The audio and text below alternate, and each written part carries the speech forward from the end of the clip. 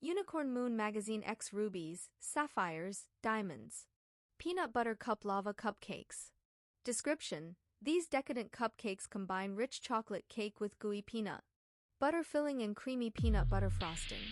Topped with a drizzle of melted chocolate and a mini peanut butter cup, they're the ultimate indulgence.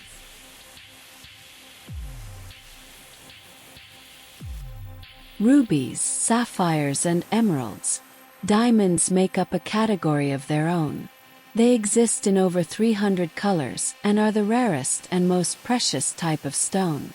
The three other types of precious stones, rubies, sapphires, and emeralds, are all referred to as colored stones. Scientifically speaking, rubies and sapphires are the same mineral, corundum. Both are made of alumina and oxygen, but they just differ in color. When a corundum is red, it is classified as a ruby, and when it's blue, it is called a sapphire. However, when colored differently, the color is mentioned as a prefix to the sapphire, i.e. yellow sapphire. As for emeralds, they are made of beryllium, beryls. English dub trailer of Sailor Moon Cosmos on Netflix now.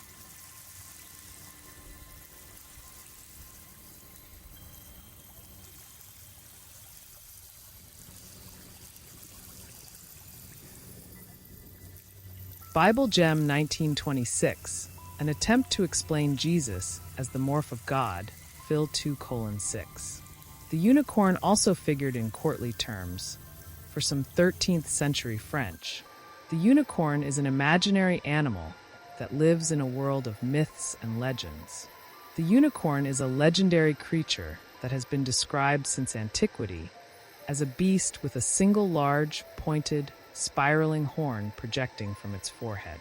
In European literature and art, the unicorn has for the last 1,000 years or so been depicted as a white horse, or goat-like animal with a long straight horn with spiraling grooves, cloven hooves, and sometimes a goat's beard.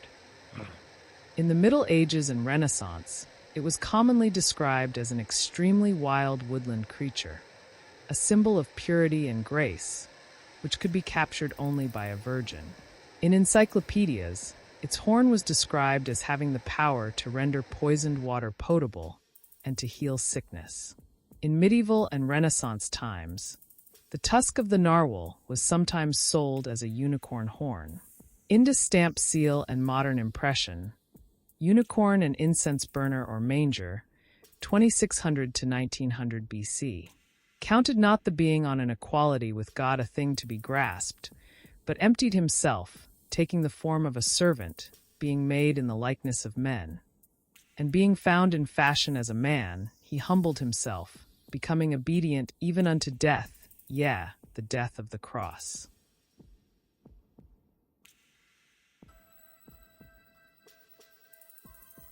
Unicorns are not found in Greek mythology, but rather in the accounts of natural history, for Greek writers of natural history were convinced of the reality of unicorns, which they believed lived in India, a distant and fabulous realm for them. The earliest description is from Ctesias, who in his book Indica, on India, described them as wild asses fleet of foot, having a horn a cubit and a half, 700 millimeters 28 inches, in length and colored white, red, and black. Unicorn meat was said to be too bitter to eat. The Monoceros, Nu Omicron Nu Kappa Epsilon Rho Omega, was sometimes called Cardazonos, Kappa Alpha Rho Tau Zeta Omega Nu Omicron, which may be a form of the Arabic Carcadon, meaning rhinoceros. Cosmas Indicopleustes, a merchant of Alexandria who lived in the 6th century, made a voyage to India and subsequently wrote works on cosmography. He gives a description of a unicorn based on 4 brass figures in the palace of the king of Ethiopia. He states from report that it is impossible to take this ferocious beast alive, and that all its strength lies in its horn. When it finds itself pursued and in danger of capture, it throws itself from a precipice, and turns so aptly in falling, that it receives all the shock upon the horn, and so escapes safe and sound. When the unicorn appears in the medieval legend of Barlaam and Josaphat, ultimately derived from the life of the Buddha, it represents death, as the Golden Legend explains. The horn itself and the substance it was made of was called alicorn, and it was believed that the horn holds magical and medicinal properties. One traditional method of hunting unicorns involved entrapment by a virgin. They bring the animal to bay with the help of a maiden who traps it with her charms, appear to kill it, and bring it back to a castle. In the last and most famous panel, The Unicorn in Captivity, the unicorn is shown alive again and happy, chained to a pomegranate tree surrounded by a fence, in a field of flowers.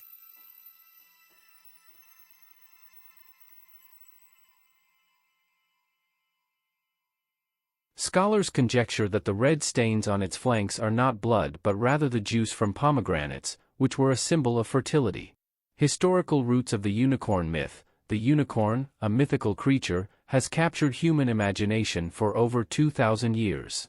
Its roots date back to at least 400 BCE when the Greek historian Ctesias documented a unicorn-like animal in his writings about India. Descriptions of the unicorn persisted through the centuries, with figures like Aristotle, Pliny the Elder, and even Julius Caesar mentioning similar creatures in ancient forests. Symbolism and significance. Purity and protection. Over time, the unicorn became a symbol of purity and protection. Its magical horn was believed to heal ailments. Medieval chivalry. In medieval Europe, the unicorn gained significance as a chivalric symbol. Religious allegory. It was sometimes used as an allegory for Christ.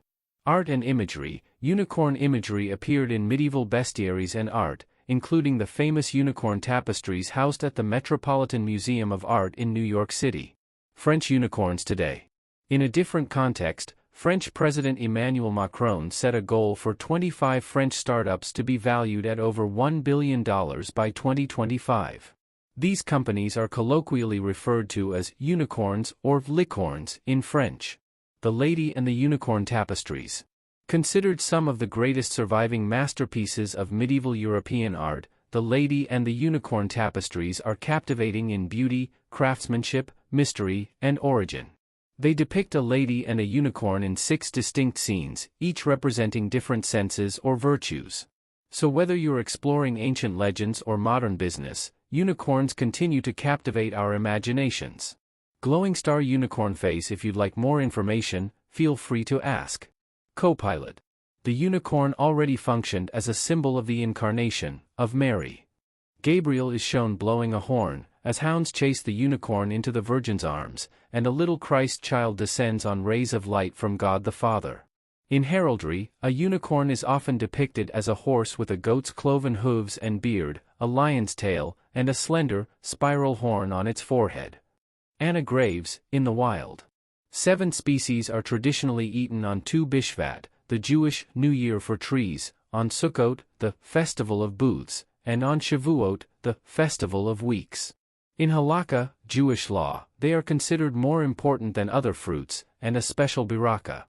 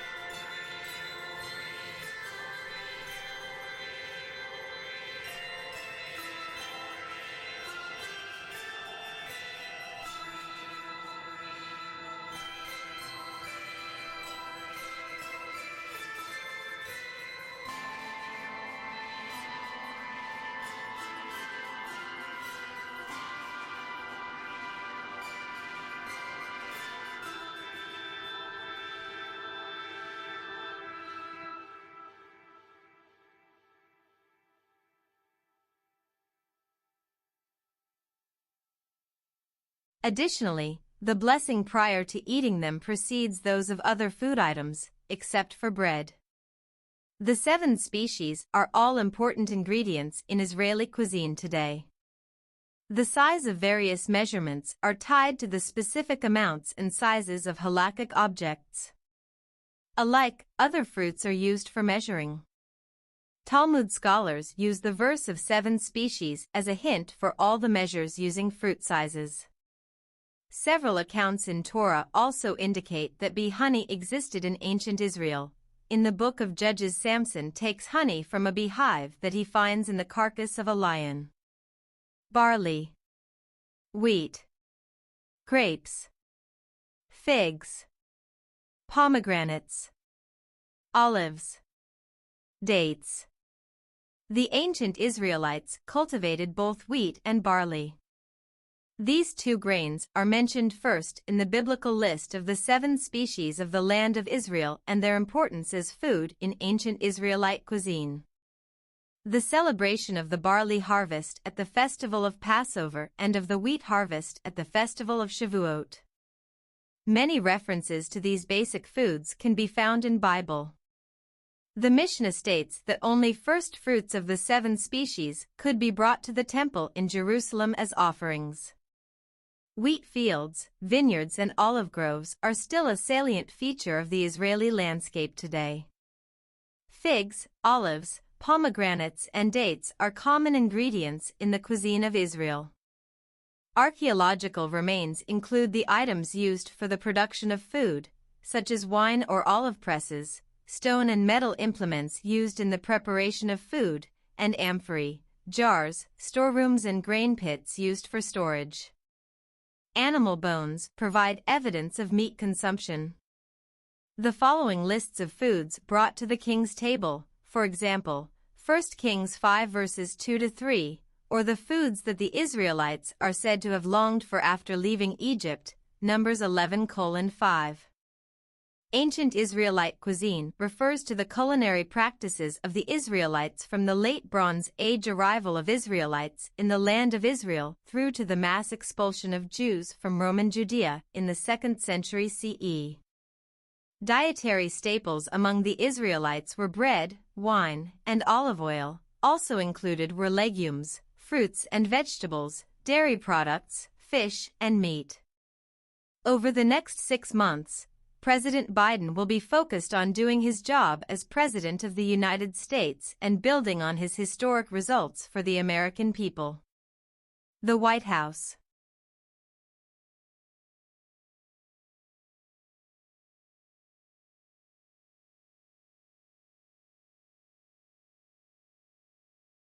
Unicorn Moon Magazine X Yellow Snakes. American Indian Studies will host the 16th annual Honoring Native Foodways event on November 7, 2024, 11 a.m. to 1 p.m. in the University Center Annex. To emphasize healthy foods that have been part of traditional indigenous diets for centuries, and that can still be easily prepared today. www.uncp.edu. To Native peoples, food has always been a sacred gift from Creator, a medicine for body, mind, and spirit. Some indigenous foods from our region include favorites like corn or cornbread, beans, squash, greens, field peas, tomatoes, chocolate, chili, sweet potatoes, turnips, pecans, pine nuts, rice, soups, venison, bison, game, fish, and stews. Department of American Indian Studies. Old Main Suite 204. P.O. Box 1510, Pembroke, North Carolina 28372.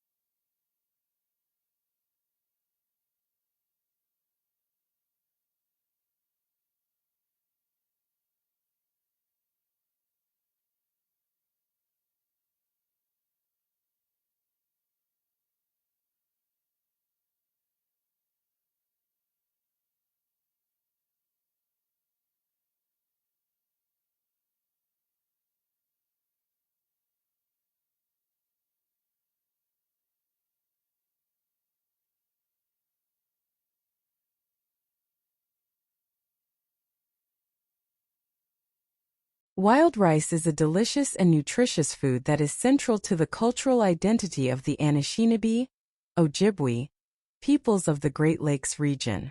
Manoomin in the Ojibwe language is not really rice. Rather, it is the seed of an aquatic grass, writes Dakota chef Sean Sherman in his cookbook, The Sioux Chef's Indigenous Kitchen, 79.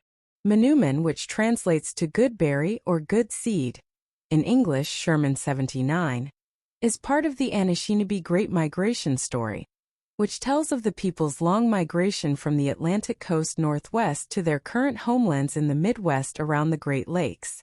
In one version of the migration story written by Edward Benton Benai, prophets foretold of the Ojibwe people traveling to a place where they would find the food that grows on water, and Manoomin has remained a sacred Anishinaabe food that has always been generous to those who gather and use her in a respectful way.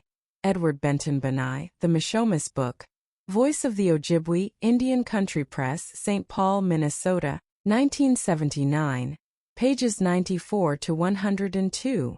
Wild rice is a highly nutritious seed, with twice the amount of protein as brown rice, Sean Sherman explains, and it's far richer in vitamins than wheat, barley, oats, or rye. 79. It has and remains a traditional ingredient for Native peoples, who use wild rice in soups, stews, baby broths, medicinal teas, and in ceremony. Manoomin is a wild food that is still harvested by hand in canoes by Ojibwe peoples, and this process helps sustain the rice beds by reseeding them. Sherman 79. A bedrock of Anishinaabe culture, spirituality, and homeland's ecosystems. Wild rice is also a delicious, nutritious addition to anyone's menu. To purchase wild rice and support Native-owned businesses, check out Native Harvest and Red Lake Nation Foods. Lifetimes.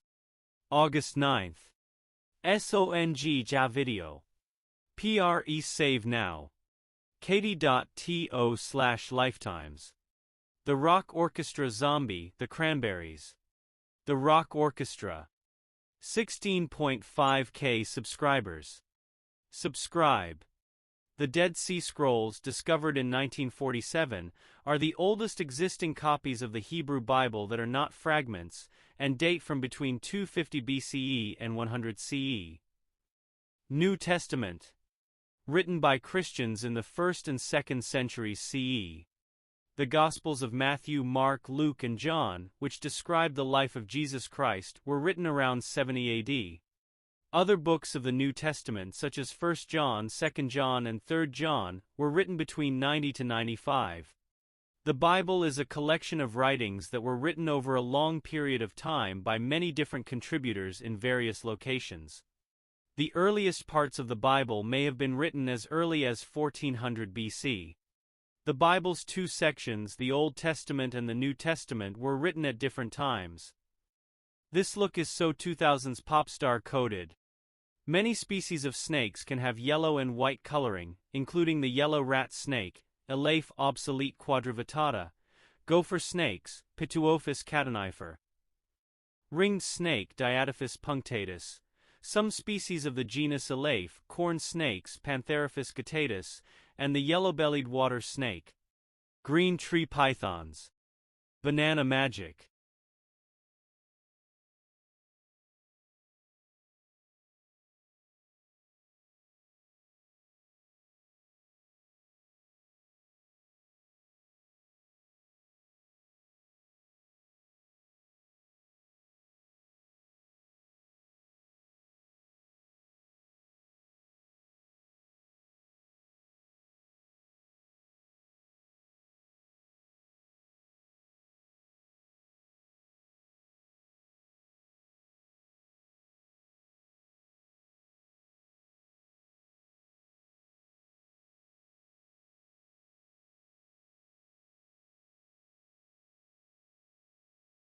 Dreaming about a yellow snake holds positive messages of wisdom, rebirth, and transformation, as well as warnings about stress and betrayal.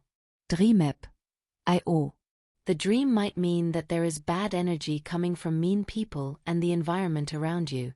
Being negative can harm your mind and body. The dream is telling you to stay away from those influences and look for positive things in your interactions and surroundings. Yellow and white snake dream. Dreaming of a white and yellow snake means someone who wants to harm you is getting stronger and might attack you soon. Be watchful and don't let them get ahead. This dream tells you to keep pushing yourself, which helps you grow as a person. If you dream about a big yellow snake, it means that important things might happen soon, either in your work or personal life. It says to get ready because these changes could be good or bad. In Christian symbolism, snakes in dreams can mean good or bad things. Dreaming of a yellow snake is usually thought of as a symbol of temptation. However, it can also mean that you are experiencing spiritual growth and receiving guidance from a higher power. www.dreamsguidemi.com. A snake symbolizes rebirth, transformation, fertility, and healing. It's a sign you're about to undergo a few changes that will improve your life. A yellow snake also foretells positive news coming your way. If you saw a yellow snake moving rapidly toward you in a dream, it implies you will be reborn. Sometimes, these snakes appear in dreams to signify a fresh start or to encourage you to focus on personal growth. The snake is considered the epitome of evil, as it was the one that convinced Eve to eat the forbidden fruit. Yellow snakes, Google search.